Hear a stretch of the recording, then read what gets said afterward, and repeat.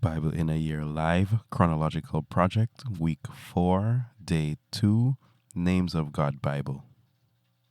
Then Eliphaz from Teman replied to Job, "Should a wise person answer with endless details and fill his stomach with the east wind? Should he argue with the words that don't help, with speeches that don't help anyone? Yes, you destroy the fear of God and diminish devotion to El. Your sin teaches you what to say. You choose to talk with a sly tongue. Your own mouth condemns you, not I. Your lips testify against you. Were you the first human to be born? Were you delivered before the hills existed? Did you listen on Eloah's council meeting and receive a monopoly on wisdom? What do you know that we don't know? What do you understand that we don't? Both the old and the gray-haired are among us. They are older than your father. Isn't else comfort enough for you?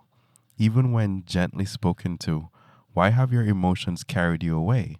Why do your eyes flash when you turn against El and spit these words out of your mouth? Why should a mortal be considered faultless or someone born of a woman be considered righteous? If El doesn't trust his holy ones and the heavens are not pure in his sight, how much less will he trust the one who is disgusting and corrupt, the one who drinks wickedness like water? I'll tell you, listen to me. I'll relate what I have seen. I'll tell you what wise people have declared, and what was not kept secret from their ancestors.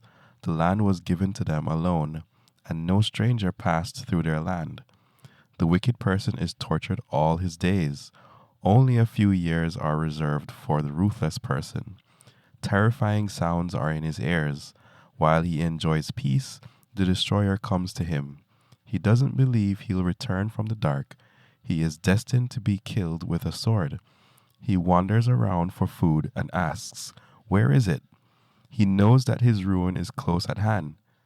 The day of darkness troubles him. Distress and anguish terrify him, like a king ready for battle. He stretches out his hand against El and attacks Shaddai like a warrior. He stubbornly charges at him with a thick shield. His face is bloated with fat, and he is fat around the waist. He lives in ruined cities where no one dwells, in houses that are doomed to be piles of rubble. He won't get rich, and his wealth won't last. His possessions won't spread out over the land. He won't escape the darkness. A flame will shrivel his branches. He will be blown away by his own breath. He shouldn't trust in worthless things and deceive himself, because he will get worthless things in return. It will happen before his time has come, and his branch will not become green. He will drop his unripened grapes like a vine, and throw off his blossoms like an olive tree, because a mob of godless people produces nothing, and fire burns up the tents of those who offer bribes. They conceive trouble and give birth to evil. Their wombs produce deception. Then Job replied to his friends, "I have heard many things like this before. You are all pathetic at comforting me. Will your long-winded speeches ever end? What disturbs you that you keep on answering me? I too could speak like you. If we could trade places, I could string words together against you and shake my head at you. I could encourage you with my mouth, and quivering lips could ease your pain. If I speak, my pain is not eased. If I stop talking, how much of it will go away? But now God has worn me out. You, God, have destroyed everyone who supports me. You have shriveled me up, which itself is a witness against me. My frail body rises up and testifies against me. God's anger tore me apart and attacked me. He gritted his teeth at me, and my opponent looked sharply at me. People gaped at me with wide open mouths. In scorn they slapped my cheeks. They united against me. El handed me over to unjust people and threw me into the hands of wicked people. I was at ease, and he shattered me. He grabbed me by the back of my neck and smashed my skull. He set me up as his target, and his archers surrounded me. He slashes open my kidneys without mercy and spills my blood on the ground. He inflicts wound after wound on me. He lunges at me like a warrior. I have sewn sackcloth over my skin, and I have thrown my strength into the dust. My face is red from crying, and dark shadows encircle my eyes. Although my hands have done nothing violent, and my prayer is sincere. Earth, don't cover my blood. Don't ever let my cry for justice be stopped. Even now, look, my witness is in heaven, and the one who testifies for me is above. The spokesman for my thoughts, my eyes drip with tears to Eloah, because in a few short years I will take the path of no return, but my witness will plead for a human in front of Eloah. The Son of Man will plead for his friend. My spirit is broken, my days have been snuffed out. The cemetery is waiting for me. Certainly mockers are around me.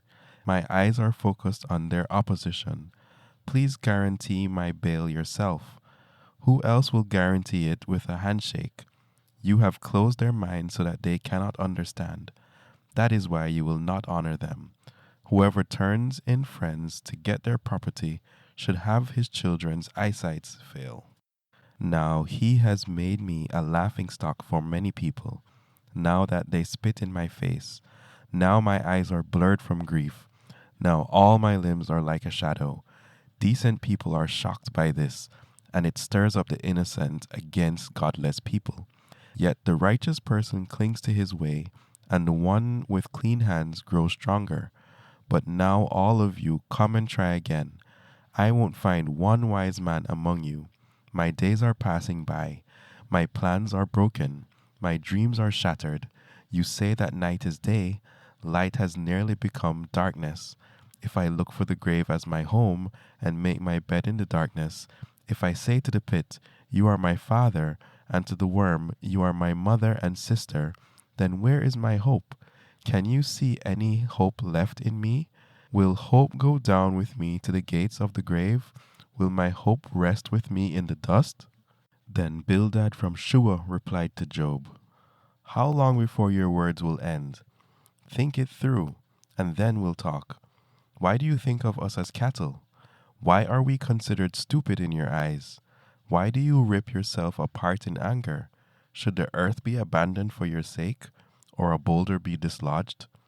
Indeed, the light of the wicked is snuffed out. The flame of his fire stops glowing.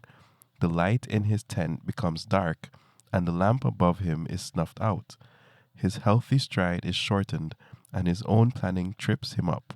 His own feet get him tangled in a net as he walks around on its webbing. A trap catches his heel, a snare holds him. A rope is hidden on the ground for him. A trap is on his path to catch him. Terrors suddenly pounce on him from every side and chase him every step he takes. Hunger undermines his strength. Disaster is waiting beside him. His skin is eaten away by diseases. Death's firstborn son eats away at the limbs of his body. He is dragged from the safety of his tent and marched off to the king of terrors. Fire lives in his tent. Sulfur is scattered over his home. His roots dry up under him. His branches wither over him. All memory about him will vanish from the earth, and his reputation will not be known on the street corner. He will be driven from the light into the darkness and chased out of the world.